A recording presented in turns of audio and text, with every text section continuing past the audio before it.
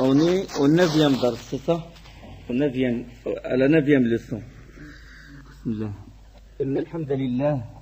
نحمده ونستعينه ونستغفره ونستهديه ونعوذ بالله من شرور أنفسنا ومن سيئات أعمالنا من يهده الله فلا مضل له ومن يضلل فلا هادي له وأشهد أن لا إله إلا الله وحده لا شريك له وأشهد أن محمدا عبده ورسوله أما بعد فإن خير الكلام كلام الله وخير الهدي هدي محمد صلى الله عليه وسلم وشر الأمور محدثاتها وكل محدثة بدعة وكل بدعة ضلالة وكل ضلالة في النار. On s'est arrêté la dernière fois au deuxième principe. Le premier principe c'est quoi? C'est la connaissance d'Allah. Le deuxième c'est la connaissance de la religion de l'islam en nous basant sur des arguments. Et le cheikh il a expliqué ce que ça veut dire cet islam-là.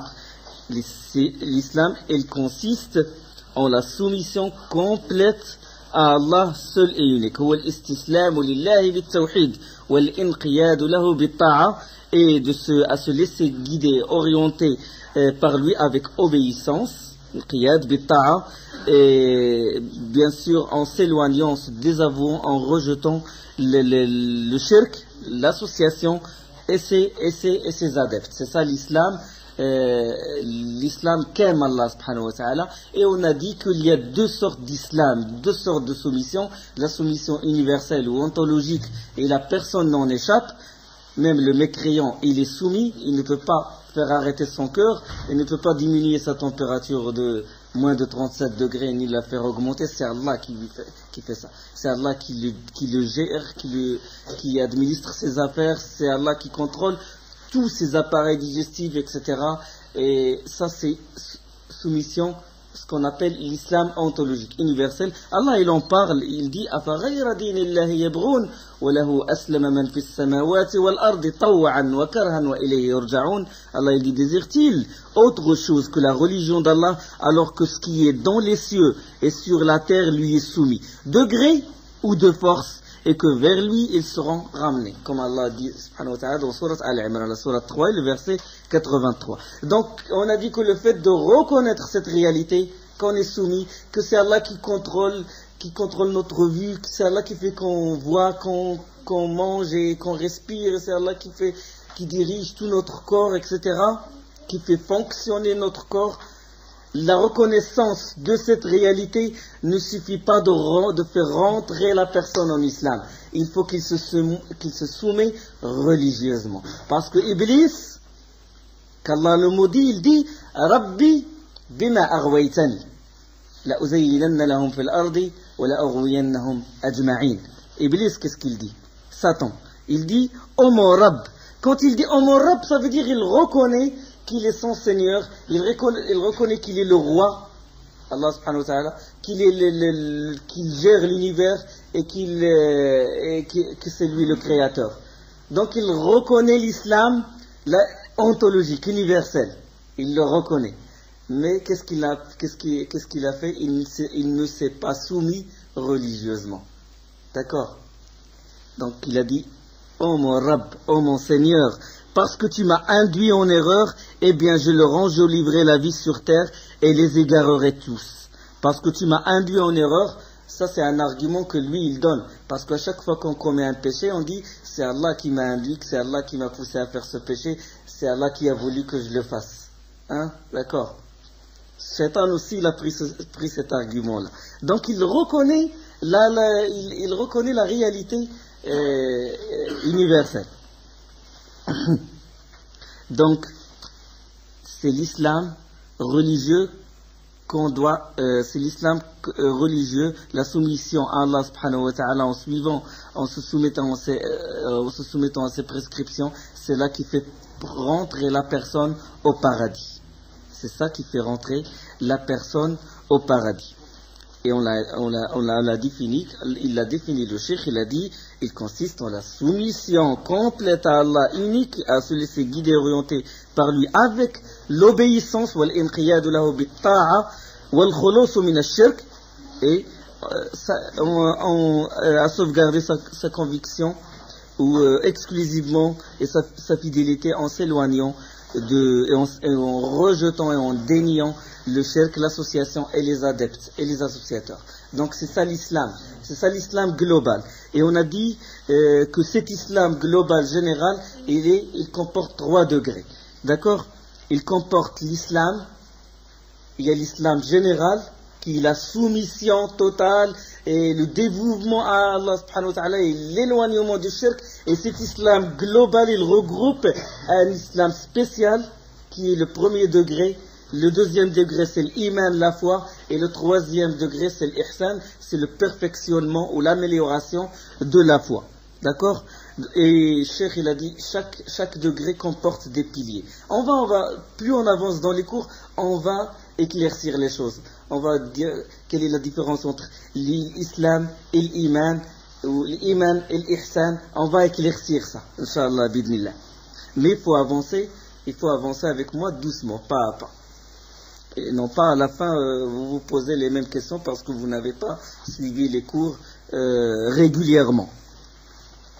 Chacun de ces degrés comporte des piliers. L'islam a des piliers. L'iman ou la foi a des piliers. L'ihsan, la foi parfaite, a des piliers. D'accord? Donc le rukn, le pilier, c'est quoi? C'est ce qui constitue la chose. On l'a défini le dimanche dernier. On dit le rukn, il fait partie de la chose. On dit que rukn salah, c'est takbirat al-ihram, la lecture de l'Fatiha, d'accord? Le ruku', le fait de se lever de ruku', sujoud, la position assise entre les deux prosternations. Donc ça constitue la prière elle-même. C'est ce qu'on appelle rukn. Si le rukn il tombe, la prière elle tombe. D'accord? La prière, elle n'a pas de valeur. Et on a dit shart, c'est la condition. Et la condition, elle ne fait pas partie de la prière, elle le précède. Comme on a dit, les ablutions, c'est une condition de validité de la prière. Il précède. Mais l'absence de l'ablution implique l'absence de la prière. Implique la non-validité de la prière. Donc ça, c'est la différence entre rukn et shart, qui est condition. Les piliers d'islam, tout le monde connaît. Sont au nombre de 5, comme dans le hadith sahih. Buniya al-Islam wa ala khams. L'islam est bâti sur 5 choses. Shahadatu wa la ilaha illallah, le témoignage que nul n'est en droit d'être adoré qu'Allah, wa anna Muhammad Rasulullah, et que Muhammad est son envoyé, wa iqam al-salat, le fait d'accomplir la salat, wa ita al-zakat, s'acquitter de la zakat, wa sawm Ramadan, jeûner le mois de Ramadan, wa hajj al-bayt, et de faire le pèlerinage. Donc, la shahada maintenant, l'attestation. Shahadat la ilaha illallah wa anna Muhammadan Rasulullah. Donc, attestation que nul est en droit d'être adoré qu'Allah, la plus grande attestation de la plus grande chose attestée. La plus grande attestation, il se trouve où? Dans le Coran. Dans le Coran, parce qu'Allah lui-même, il atteste. Donc, ça me suffit l'attestation d'Allah en premier. شهد الله أنه لا إله إلا هو والملائكة وأولو العلم قائما بالقسط. Allah il témoigne, lui-même il témoigne. Donc si Allah il témoigne, donc je témoigne, je suis le témoignage d'Allah subhanahu wa ta'ala. Pourquoi tu dis Ashhadu an la ilaha illallah Muhammadur Rasulullah? La personne il doit répondre parce que Allah lui-même a témoigné. Parce que d'abord, Allah lui-même a témoigné. Et après, si tu veux donner d'autres arguments, tu peux le donner. D'accord? Tu commences d'abord par ça. Parce qu'Allah, il atteste. Le témoignage du roi des rois. Le témoignage du Créateur, du Seigneur de l'univers. Donc, et on a dit la dernière fois aussi que les signes sont de 2 ordres. Les signes ontologiques, les cieux et la terre, et les signes religieux qui sont les versets révélés. On a dit ça. On a dit qu'il y a 2 sortes de signes. Il y a ayat kawniya, ayat shar'iyya. Il y a les signes universels qui prouvent la seigneurie d'Allah subhanahu wa ta'ala, rububiyyatullah, les cieux, la terre, l'alternance entre le jour et la nuit, et notre corps, comment il fonctionne, etc. Ça, on les appelle signes ontologiques, signes universels. Et il y a les signes religieux, Les signes religieux, c'est les versets qui sont révélés.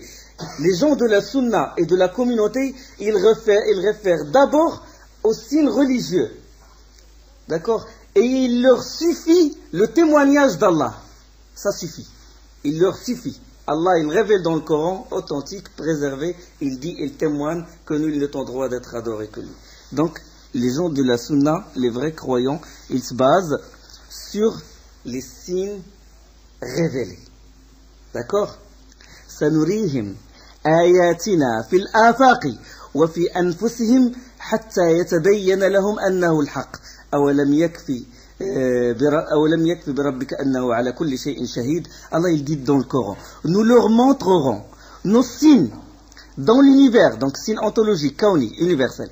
Nous leur montrerons nos signes dans l'univers et en eux-mêmes, jusqu'à ce qu'il leur devienne évident que c'est cela, entre parenthèses le Coran, jusqu'à ce qu'il leur devienne évident que c'est cela la vérité. Ça c'est une partie du verset. Ça c'est une partie du verset. La suite du verset, ne suffit-il pas que ton Seigneur soit témoin de toutes choses? Ça nous suffit, nous. Ça nous suffit, même si on ne voit pas les signes, même si on ne voit pas les étoiles, ça nous suffit le témoignage d'Allah subhanahu wa ta'ala dans le Coran. D'accord? Ça c'est dans Surat 41, le verset 53. Donc ça nous suffit qu'il témoigne lui-même dans le Coran. Et celui qui n'a pas, normalement, les gens qui ont la foi basse, et toujours, ils cherchent d'autres signes. D'accord? Ils cherchent d'autres signes. Ils cherchent des miracles, ils cherchent des ruptures d'habitude, et ils cherchent quelque chose d'extraordinaire qui le pousse à croire en Allah. Il veut, comme les mécréants ont dit au prophète, on veut voir des signes, on veut que la lune se fonde en deux, on veut que la chamelle sorte du rocher pour qu'on ait plus de conviction, pour qu'on ait plus de croyance. D'accord? Ils cherchent des signes qui sont concrets. Ça ne leur suffit pas le témoignage d'Allah, ni le témoignage du prophète. D'accord? وَقَالُوا لَوْلَا أُنزِلَ عَلَيْهِ آيَاتٌ مِّن رَبِّهِ. Et ils dirent, pourquoi n'a-t-on pas fait descendre sur lui des prodiges de la part de son Seigneur? Ils ramènent les versets, le prophète sallallahu alayhi wa sallam et les autres prophètes ont ramené les versets révélés, la parole d'Allah qui est un attribut de lui, l'attribut d'Allah subhanahu wa ta'ala, la parole lui-même il parle, le prophète il ramène la parole, mais il n'a pas d'incidence sur leur cœur. Donc pour qu'il ait cette croyance, pour qu'il croit, pour qu'il ait la conviction, ils cherchent quelque chose de concret, ils veulent quelque chose d'extraordinaire, ils veulent voir des miracles, des prodiges. Et ils ont dit وَقَالُوا لَوْلَا أُنزِلَ عَلَيْهِ آيَةٌ مِّن رَبِّهِ. Et ils dirent, pourquoi n'a-t-on pas fait descendre sur lui des prodiges de la part de son Seigneur? قُلْ إِنَّمَا الْآيَاتُ عِنْدَ اللَّهِ وَإِنَّمَا أَنَا نَذِيرٌ مُبِينٌ. Dit, les prodiges sont auprès d'Allah, moi je ne suis qu'un avertisseur bien clair. Le prophète, il n'est qu'un avertisseur. La suite du verset. أَوَلَمْ يَكْفِهِمْ أَنَّا أَنزَلْنَا عَلَيْكَ الْكِتَابَ يُتْلَى عَلَيْهِمْ إِنَّ فِي ذَلِكَ لَرَحْمَةً وَذِكْرَى لِقَوْمٍ يُؤْمِنُونَ. أَوَلَمْ يَكْفِهِمْ. Ne leur suffit-il donc pas que nous ayons fait descendre sur toi le livre et qu'il leur soit récité? Il y a assurément là une miséricorde et un rappel pour des gens qui croient. La personne qui croit, ça lui suffit la parole d'Allah comme miséricorde et comme guérissement de son cœur, comme guérison de son cœur. Ça lui suffit. D'accord? Il sait que cette parole, c'est un attribut d'Allah. Quand il lit le Coran, il sait que cette parole, elle a un effet, il peut changer sa vie, il peut le guérir de toutes les maladies. Il peut guérir son cœur de tout shirk, de toute croyance fausse croyance, etc. Donc il sait que c'est la parole d'Allah, il est plus grande que n'importe quel signe universel. أولم يكفهم أن أنزلنا عليك الكتاب يتلى عليهم إن في ذلك لرحمة وذكرى لقوم يؤمنون. Ne leur suffit-il donc point que nous ayons fait descendre sur toi le livre et qu'il leur soit récité? Il y a assurément là une miséricorde et un rappel pour des gens qui croient. Je vous donne la suite qui est très importante. قل كفى بالله بيني وبينكم شهيدا. قل كفى بالله بيني وبينكم شهيدا. Dis, Allah suffit comme témoin entre moi et vous. Il sait ce qui est dans les cieux et la terre. Il suffit comme témoin. Son témoignage suffit. Et son témoignage nous suffit à nous. On va éclaircir bien les choses après, Inch'Allah. Et il dit, subhanahu wa ta'ala, ça on a évoqué, ça nous lit ayatina fil afaq. Donc, Allah, il atteste que nul n'est en droit d'être adoré par deux voies. Donc, il y a la voie des prophètes, qui sont les versets révélés, et il y a l'autre voie, la voie de la création et les signes universels. D'accord? Allah, il atteste, il témoigne par ces deux voies-là. Dans le Coran, il dit Shahid Allah, il atteste lui-même que nul n'est en droit d'être adoré que lui. Shahid Allah annahu la ilaha illahu. Et il atteste par les signes universels. Quand on voit la beauté de l'univers et comment il obéit à des règles, à des lois, etc., qui sont vraiment très précis, ça prouve que nul n'est en droit d'être adoré que lui. Donc il nous le montre par ces deux voies-là. Donc le verset il dit Shahid Allah annahu la ilaha illa huwa wal malaikatu wa ulul ilmi qa'iman bil qist la ilaha illa huwa al azizul hakim. Allah atteste, Allah témoigne que nul n'est en droit d'être adoré que lui. Comment témoignent aussi les anges et les êtres de science ou ceux à qui on a donné la science, et c'est de là de sa part accomplir l'équité. Nul n'est en droit d'être adoré que lui, le tout-puissant, le sage. La ilaha illa huwa al-azizul hakim. Donc, il atteste, il a rejoint à lui qui? Il a rejoint les savants. Parce que l'attestation doit être toujours précédée par le savoir, par la connaissance. Et là aussi, c'est un mérite des savants. Le fait qu'Allah, il atteste, et il fait rejoindre à lui directement, wal malaika, les anges, wa ulul ilm, et les êtres de science. Donc les savants, c'est eux qui connaissent le plus Allah subhanahu wa ta'ala, et c'est eux qui possèdent l'attestation la plus authentique, parce que chacun il a son attestation, parce que c'est comme les diplômes. On donne l'attestation, même par exemple les promotions de 40 étudiants, tous ils ont réussi, ils ont l'attestation, mais il y en a qui ont mention très bien, les autres ont mention à bien, et puis il se peut qu'il y ait des gens avec des diplômes falsifiés, il a juste les témoignages, mais il n'a rien fait.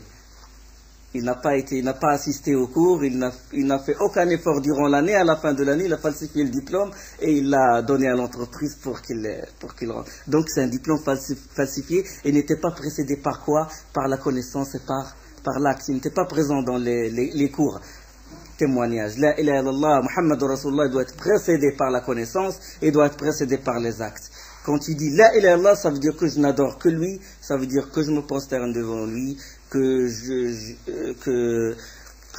fais le djihad dans son sentier, et tous les actes d'adoration, toutes les choses qu'il aime, j'essaie de les faire pour authentifier son attestation. Donc ça c'est la preuve de la shahada. Le cheikh rahimahullah, il a maintenant quand il a parlé de la shahada, le témoignage que nul n'est en droit d'être adoré qu'Allah, shahada la ilaha illallah, il l'explique. Il a expliqué, il a dit wa ma'naha la ma'bouda bihaqqin illa Allah. La ma'bouda bihaqqin illa Allah. Ceci signifie que personne ne mérite l'adoration à part Allah seul et unique. Donc il explique la ilaha illallah. La ilaha, ça veut dire la ilaha, la ma'louh, ça veut dire l'adorer. Ça, on en a parlé durant les premiers cours. Donc la signification de la ilaha illallah, ça ne veut pas dire qu'il n'y a de créateur qu'Allah, il y a de roi qu'Allah. Ça, même Iblis, il le reconnaît, on l'a dit. Il a dit Rabbi lima aghwaytani. Il a dit oh mon Seigneur, oh mon Rabb. Donc il reconnaît cette réalité. Il sait qu'Allah il est le gérant, il crée, etc. Mais la ilaha illallah, ça veut dire que nul ne mérite l'adoration qu'Allah subhanahu wa ta'ala. Donc la formule, et il a dit, il est formé de négation et d'affirmation. Chaque fois qu'on vous dit la ilaha illallah, vous mettez toujours, il faut que dans votre tête, vous ayez les deux termes, nafi wa isbat, négation et affirmation. Donc là, le cheikh, rahimallah, il éclaircit. Il dit, la formule la ilah, ça veut dire négation, ça veut dire aucune divinité. La ilah. Il nie les divinités et il dénie tout ce qui est adoré à part Allah. D'accord? La ilah, ça veut dire négation. Il n'y a pas de divinité. Illallah, ça veut dire affirmation, ça veut dire sauf Allah. Il confirme l'adoration d'Allah seul, sans aucun associé dans son adoration. Tout comme il n'a pas d'associé dans son royaume. D'accord?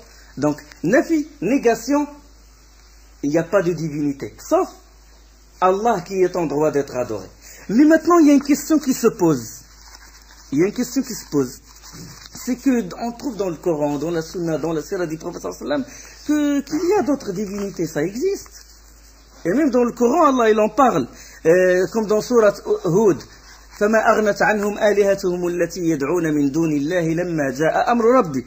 Allah dit dans Surat Hud, la Surat 11 et le verset 10, de rien ne leur servir leur aliha. Ça veut dire leur Dieu ou leur divinité. De rien ne leur servir leur Dieu qu'ils invoquaient en dehors d'Allah. Donc il y a une affirmation qu'il existe d'autres dieux. Comment alors dans le témoignage on dit il n'y a pas de Dieu? Et dans un autre verset, comme quand les peuples de Moussa, ils ont dit قالوا يا موسى اجعل لنا إلها كما لهم آلهة قال إنكم قوم تجهلون. Quand Moussa avec son bâton, il a frappé la mer, elle s'est fondue en deux et ils ont traversé la mer. Et après, quand ils ont traversé la mer, ils ont vu des gens en train de faire i'tikaf, d'adorer leur divinité, un ilah. Ils ont dit, oh Moussa, désigne-nous un ilah, une divinité semblable à leur ilah, à leur divinité. Donc dans ces versets, il y a affirmation des autres divinités. Ça veut dire qu'ils existent, ces autres divinités. Mais comment alors? Allah il dit, il n'y a pas de divinité sauf Allah qui est en droit d'être adoré. Là, il nie, et dans les versets du Coran, il les affirme. Ça veut dire qu'il y a contradiction? Non, il n'y a pas de contradiction dans le Coran, dans la parole d'Allah. Hasha lillah, il n'y a jamais de contradiction. La réponse, c'est qu'il n'y a pas de vrai adoré. Ces divinités sont des fausses divinités. D'accord? Ces divinités sont des fausses divinités. ذلك بأن الله هو الحق وأن ما يدعون من دونه هو الباطل وأن الله هو العلي الكبير. Allah il dit dans sourate Al-Hajj, dans le verset 62, sourate Al-Hajj, sourate 22. C'est ainsi qu'Allah est lui le vrai, alors que ce qu'ils invoquaient en dehors de lui est le faux. C'est Allah qui est le très haut, le grand. D'accord? Donc, les autres divinités, c'est des fausses divinités. Ce ne sont pas des vrais dieux. Le vrai Dieu, c'est Allah l'unique, subhanahu wa ta'ala. أفرأيتم اللات والعزى ومناة الثالثة والأخرى ألكم الذكر وله الأنثى تلك إذا قسمة ضيزى. Il dit Allah subhanahu wa ta'ala dans Surat Al-Najm que vous ensemble des divinités Lat et l'Uzza. On a parlé de Lat, on a parlé de l'Uzza. C'est des idoles qu'adoraient les gens de la Jahiliya, les Quraysh et Manat. D'accord? Et on a dit que Lat c'est le féminin de l'ilah. Quand on a parlé de l'association relative aux noms et aux attributs, il faut se rappeler, il faut réviser Lat ou l'Uzza. Et l'Aziz, l'Uzza c'est le féminin de l'Aziz. Donc c'est une sorte de déviation dans les noms et les attributs. C'est shirk, c'est l'association relative aux noms, aux attributs, le fait de transformer les noms d'Allah subhanahu wa ta'ala et de le rendre au féminin.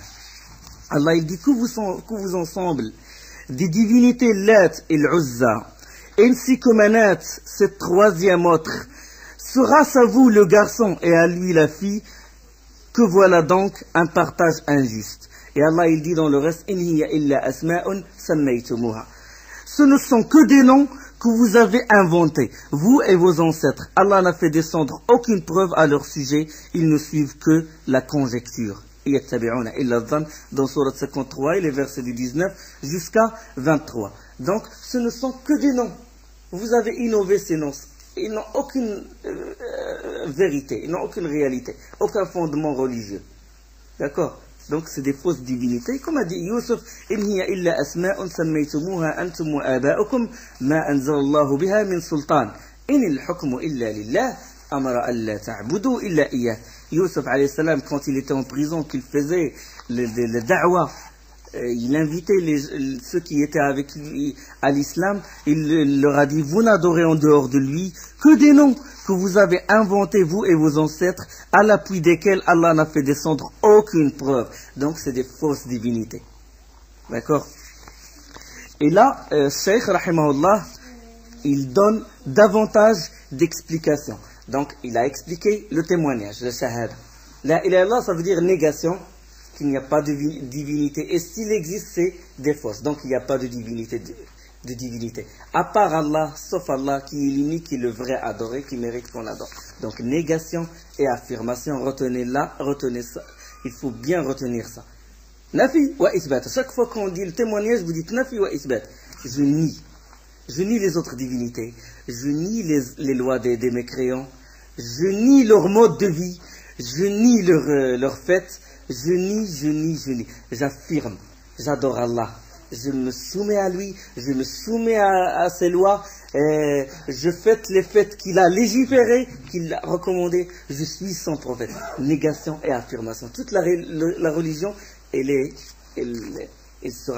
vient de ces deux formules. Négation, affirmation. Maintenant, Cheikh, il donne davantage d'explications. Il dit وتفسيرها الذي يوضحها قوله تعالى وإذ قال إبراهيم لأبيه وقومه إنني براء مما تعبدون إلا الذي فطرني فإنه سيهدين وجعلها كلمة باقية في عقبه لعلهم يرجعون. Il dit les versets suivants du Saint-Coran donnent une explication supplémentaire sur l'unicité d'Allah. Donc il donne davantage d'explications. Et là il évoque ces versets-là. Et quand Ibrahim dit à son père et son peuple, je me détache de tout ce que vous adorez, sauf celui qui m'a créé, car c'est lui en vérité qui me guidera dans la bonne voie. De cela, il fit une kalima. Il fit une parole qui resterait parmi ses descendants, puisse-t-elle les inciter à revenir sur le droit chemin. Dans la sourate 43 et les versets de 26 à 28. Donc là, il a négation, pas de divinité, il équivaut à quoi? À je me détache. Pas de divinité. Je me détache. Je me détache de ce que, ou je me proclame innocent de tout ce que vous adorez. Al-Bara, Aqidat al-Bara, on en a parlé. L'alliance et le désaveu. Je me désavoue, négation, se désavouer des autres divinités. Inni bara'un mimma ta'budun. Je me proclame innocent de ce que vous adorez. D'accord? Je me désavoue de ce que vous adorez. Nul n'est en droit d'être adoré. Négation. Il n'y a pas de divinité. Vos divinités sont fausses. D'accord? Donc ça équivaut à la première partie du verset. Illallah, sauf Allah, la ilaha illallah, illallah, sauf Allah, équivaut, sauf celui qui m'a créé. Et quand Ibrahim dit à son père et son peuple, je me détache de tout ce que vous adorez, donc ça, c'est négation, sauf celui qui m'a créé, affirmation. J'adore celui qui m'a créé. Donc, illallah équivaut, sauf celui qui m'a créé, c'est ce qu'on appelle l'wala, l'alliance. L'alliance avec Allah, avec les alliés d'Allah, avec Allah, avec les prophètes, les envoyés, les prophètes, les anges, et les alliés d'Allah. Et dans la suite du verset, et il laissa cette formule, il laissa cette kalima. وَجَعَلَهَا كَلِمَةً بَاقِيَةً فِي عَقِبِهِ. Et il laissa cette formule, cette kalima, cette formule, nul n'est en droit d'être adoré qu'Allah. La ilaha illallah, inni bara'un minkum mimma ta'buduna illa alladhi fatarani. En héritage à ses descendants, puisse-t-elle les inciter à revenir sur le droit chemin. Donc il a laissé ça parce que les prophètes n'ont laissé en héritage ni dirham ni dinar. Ils ont laissé quoi? Comme dans le hadith, le quoi? L'ilm, la connaissance. D'accord? Et en priorité, la connaissance que nul n'est en droit d'être adoré qu'Allah. D'accord? Comme il a dit dans un autre verset, وَوَصَّى بِهَا إِبْرَاهِيمُ بَنِيهِ وَيَعْقُوبُ يَا بَنِيَّ إِنَّ اللَّهَ اصْطَفَى لَكُمُ الدِّينَ فَلَا تَمُوتُنَّ إِلَّا وَأَنْتُمْ مُسْلِمُونَ. Dans un autre verset dans Surat al-Baqarah, telle fut la recommandation d'Ibrahim à ses fils et Yaqub. Allah, la recommandation est la suivante. Allah a choisi pour vous la religion. Ne mourrez point donc autre que musulmans. Donc, il a recommandé Tawhid, il a recommandé l'unicité d'Allah, il a recommandé l'islam.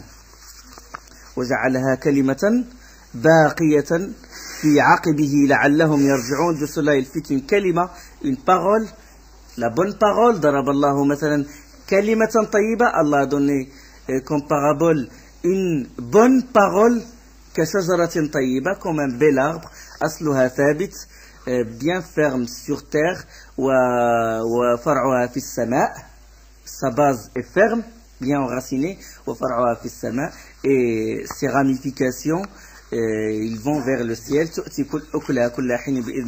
Il donne ses fruits à chaque moment par la permission de son Seigneur. Donc c'est ça kalima tayyiba. Kalima, des fois c'est kalima dans le Coran, comme dans Surat Ibrahim, Allah a donné comme parabole une kalima, ça veut dire la ilaha illallah. Et là dans ce verset qui se trouve dans la Surat 43, dans verset 26 jusqu'à 28, وَجَعَلَهَا kalima, et il fit une kalima, ça veut dire la ilaha illallah. Donc c'est une kalima en héritage qui resterait parmi ses descendants. Peut-être qu'ils reviennent à cette kalima. D'accord? Donc peut-être que cette kalima les incite à revenir au droit chemin. Surtout les Quraysh qui prétendent être de la lignée de Ibrahim. Donc, Ibrahim alayhi salam, il les invite à suivre cette parole, à mettre en pratique cette kalima, la ilaha illallah. Donc, il a dit, puisque vous prétendez suivre la voie de Ibrahim, vous faisiez le tawaf autour de la Kaaba, vous protégez le temple et tout, donc, j'ai laissé en héritage la ilaha illallah, il faut la connaître, il faut la mettre en pratique. La suite de la Risala, où le Cheikh rahimahullah, il dit, de même ces citations divines dans le Saint-Coran, donc il ajoute davantage d'arguments. Il dit, Allah subhanahu wa ta'ala, قل يا أهل الكتاب تعالوا قل يا أهل الكتاب تعالوا إلى كلمة سواء بيننا وبينكم. Dis aux gens du livre, venez تعالوا vers une kalima, ou venez à une kalima, parole, ça veut dire la ilaha illallah, une kalima, parole équitable entre nous et vous, que nous n'adorions qu'Allah. C'est quoi cette kalima? C'est que nous n'adorions qu'Allah sans rien lui associer, et que nous ne prenions point les uns les autres pour seigneurs en dehors d'Allah. Puis s'ils tournent le dos, dites, soyez témoins que nous sommes musulmans. C'est dans Surah Al-Imran, dans le verset 64. Venez à une parole équitable, entre nous et vous. C'est quoi cette parole, c'est quoi cette kalima? Allah na'buda illallah, que nous n'adorions qu'Allah. Allah na'buda illallah, wa la nusrika bihi shay'an, sans rien lui associer, wa la yattakhidha ba'duna ba'dan arbaban min dunillah, et sans que nous prenions les uns les autres pour seigneurs, en dehors d'Allah. Donc ce verset-là, on sait que c'est un verset, c'est le verset que le prophète sallallahu alayhi wa sallam, quand il a envoyé la lettre à Héraql. Vous vous rappelez, dans la sira du prophète sallallahu alayhi wa sallam, il a envoyé des lettres. Il a envoyé une lettre, un message à Héraclius, où il dit Bismillah ar-Rahman ar-Rahim, min Muhammadin Rasulillah ila Héraql azim ar-Rum, salamun ala min ittaba al-huda, amma ba'd fa inni ad'uka bi da'ayati al-Islam, aslim taslam, de Muhammad l'envoyé d'Allah, à Héraclius, souverain des Roms. Paix à celui qui a suivi la bonne voie, embrasse l'islam, tu seras sauvé, embrasse l'islam, Allah te rétribuera 2 fois, si tu te détournes, tu porteras les péchés des Zarisiyin, ça veut dire des laboureurs, parce que la majorité du peuple qui était sous la tutelle de Héraclius, c'était des laboureurs, d'accord. Et après, il lui a envoyé ces versets-là. Ya ahl al-kitabi ta'alaw ila kalimatin, parce que Héraclius, chrétien. Il a dit, tu seras récompensé 2 fois, parce que tu étais chrétien, tu as cru en la Bible, en l'évangile, tu as cru en Jésus, et là tu vas rentrer en islam, tu seras récompensé 2 fois. Allah te rétribuera 2 fois, si tu te soumets à Allah. Et il dit, aux gens du livre, Ya ahl al-kitab, ta'alaw ila kalimatin sawa'in baynana wa baynakum. Venez à une parole commune, ou de toute équité entre nous et vous. Que nous n'adorions qu'Allah, sans rien lui associer, et que nous ne prenions point les uns les autres pour seigneurs en dehors d'Allah. Mais s'ils se détournent, dites alors, témoignez que nous autres, nous sommes musulmans. Donc ça, ce verset-là a été envoyé par le prophète sallallahu alayhi wa sallam à Héraclius. D'accord?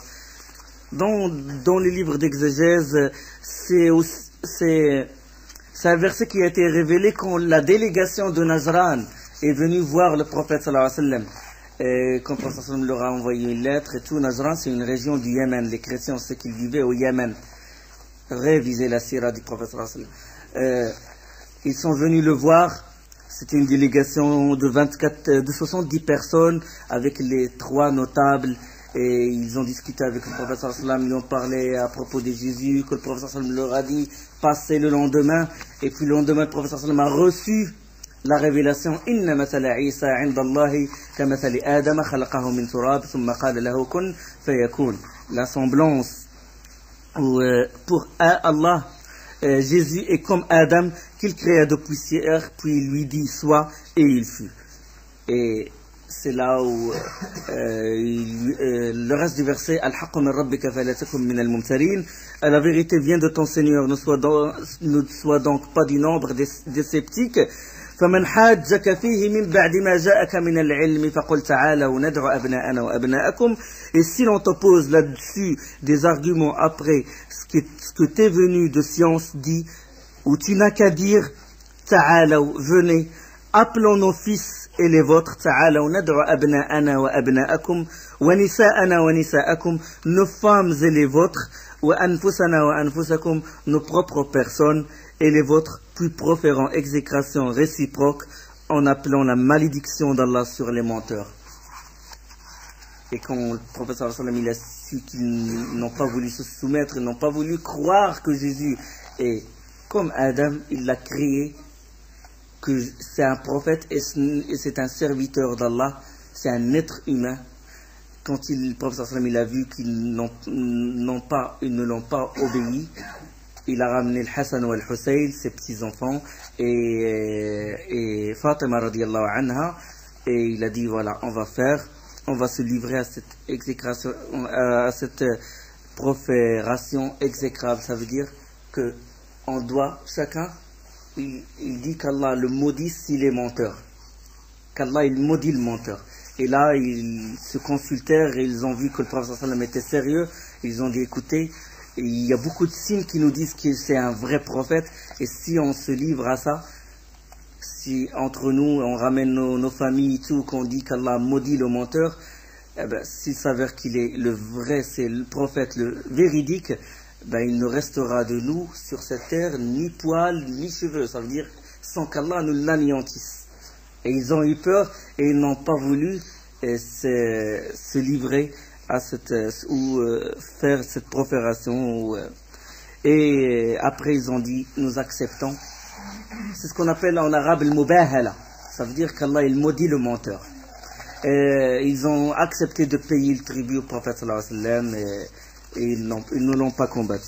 Donc certains savants ils exégètent, et même Ibn Ishaq dans Sira, il dit que ce verset aux gens du livre, venez à une parole commune entre nous et vous, qu'on adore, etc. Le verset, et ce verset-là, قل تعالوا ندعو أبناءنا, c'est le même, dites venez à une parole commune entre nous et vous, quand nous appelions nos fils et vos fils, nos femmes et vos femmes, nos personnes et vos personnes. Et tous ces versets ont été révélés pour la même occasion, c'est quand la délégation de Najran est venue voir le prophète sallallahu alayhi wa sallam. Mais de toute façon, ce qui est sûr, c'est que le prophète sallallahu alayhi wa sallam il a envoyé la lettre à Héraclius et qu'il lui a envoyé ces versets-là. Donc, oui, je veux éclaircir juste un point. Le verset qu'a donné le Cheikh Rahimahullah, aux gens du livre, mettons-nous d'accord sur un terme, aux gens du livre, aux gens du livre, ta'alaw vers une kalima de toute équité, qui est la ilaha illallah, d'accord. Mais ta'alaw veut dire quoi? S'élever, d'accord. Allahu ta'ala, ça veut dire ta'ala amma yushrikun, élevé soit-il au-dessus de ce qui lui associe. Donc quand on dit ta'alaw, ça veut dire venez et élever. Il faut s'élever. Ta'alaw ila kalimatin sawa. Il faut s'élever. D'accord? S'élever. Subhanakallah wa bihamdik, ashhadu an la ilaha illa ant, astaghfiruka wa atubu ilayk.